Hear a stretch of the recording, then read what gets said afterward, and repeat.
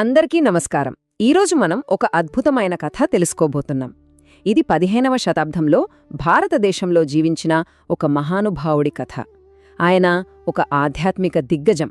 నిజంగా ఈ కథ వింటే ఖచ్చితంగా ఆశ్చర్యం కలుగుతుంది, చాలా స్ఫూర్తినిస్తుంది కూడా. అయితే అసలు కథలోకి వెళ్లే ముందు ఒక్క క్షణం ఆలోచిద్దాం. ఒకే ఒక్క వ్యక్తి చేసే ప్రార్థన ప్రపంచాన్ని మార్చగలదా? అంటే ఒక వ్యక్తి యొక్క ఆర్తనాదానికి అంత శక్తి ఉంటుందా? చాలా ఆసక్తికరమైన ప్రశ్న కదా. మనం ఈరోజు తెలుసుకోబోయే కథ బహుశా ఈ ప్రశ్నకు ఒక బలమైన సమాధానం ఇస్తుందేమో. ఇక్కడ ఈ వాక్యం చూడండి, ఎంత శక్తివంతంగా ఉందో. ఆయన కృష్ణుడిని అవతరించేలా చేసి తద్వారా సమస్త ప్రపంచాన్ని ఉద్ధరించారు. అంటే ఒక వ్యక్తి పిలిస్తే ఆ పిలుపు ఎంత బలంగా ఉందంటే సాక్షాత్తు పరమాత్ముడే భూమి మీదకు దిగివచ్చాడట. అసలిది ఎలా సాధ్యం? ఎవరా వ్యక్తి? రండి, ఈ అద్భుతమైన కథలో ఏముందో చూద్దాం. మరి ఇంతటి ఘనత సాధించిన ఆ వ్యక్తి అద్వైత ఆచార్య. సరే, ఇంతకీ ఆయనెవరు? ఆయన ప్రత్యేకత ఏంటి? ఇప్పుడు చూద్దాం. ఆయన పేరులోనే ఎంత అర్థముందో చూడండి. అద్వైత ఆచార్య. ముందుగా అద్వైత అనే పదాన్ని తీసుకుంటే దాని అర్థం అభేదం లేదా వేరు కానిది అని. అంటే ఆయన సాక్షాత్తు భగవంతుడితో అంటే హరితో వేరు కానివారని సూచిస్తుంది. ఇక ఆచార్య అంటే గురువు, ఎందుకంటే ఆయన భక్తి మార్గాన్ని ప్రపంచానికి బోధించారు. ఇంకో విషయమేంటంటే శాస్త్రాల ప్రకారం అద్వైత ఆచార్య ఒక సాధారణ మానవుడు కాదు.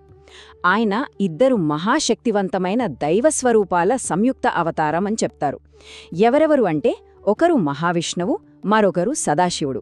వాళ్ళిద్దరి అంశతో ఆయన అవతరించారన్నమాట. అందుకే ఆయన భూమి మీదకు రావడానికి గల కారణం కూడా అంత గంభీరంగా ఉంటుంది. సరే, ఆయన జీవితంలోనే కొన్ని ముఖ్యమైన ఘట్టాలను చూద్దాం. ఆయన 1434లో శ్రీహట్టలోని లౌడా అనే ప్రాంతంలో కమలాక్షుడుగా జన్మించారు.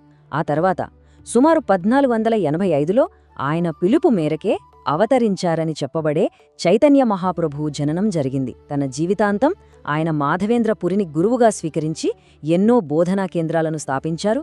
ఒక గొప్ప వైష్ణవ ఆచార్యుడిగా నిలిచారు. చివరికి 1559లో అంటే ఏకంగా 125 వయస్సులో ఆయన అదృశ్యమయ్యారు. ఒక శతాబ్దానికి పైగా సాగిన ఆయన జీవితం ఎంత ప్రభావవంతమైనదో కదా.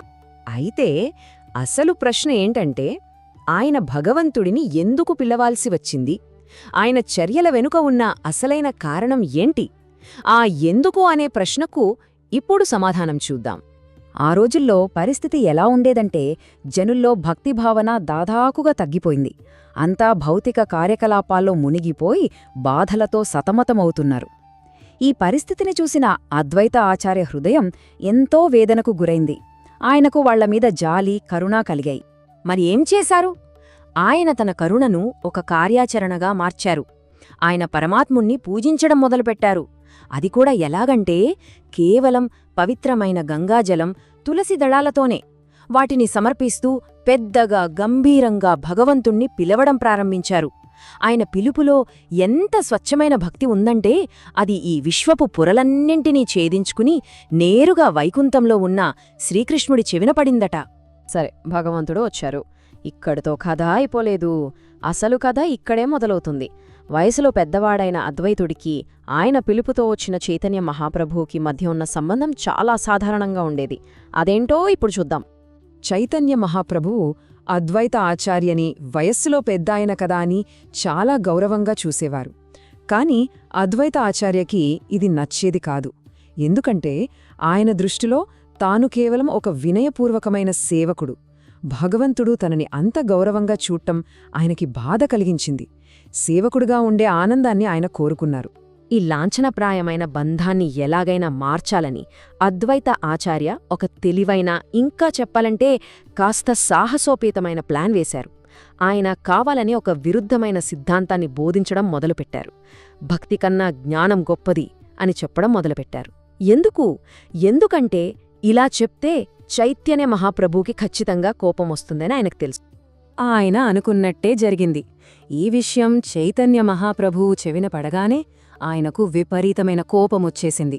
వెంటనే శాంతిపూర్కు బయలుదేరి అద్వైత ఆచార్యని ఇంట్లోంచి బయటకు లాగి తీవ్రంగా కొట్టడం మొదలుపెట్టారు. చూడటానికి ఇది చాలా నాటకీయంగా ఉన్నా అద్వైత ఆచార్య కోరుకున్నది సరిగ్గా ఇది. అప్పుడు అద్వైత ఆచార్య ఏమన్నారో తెలుసా? ఆయన ఆనందంతో ఉప్పొంగిపోయి, ఈరోజు నా కోరిక తీరింది. ఇప్పటిదాకా మహాప్రభు నాతో కాస్త పిసినారితనం చూపించారు, కాని ఇప్పుడు నన్ను తన సేవకుడిలా చూశారు అన్నారు.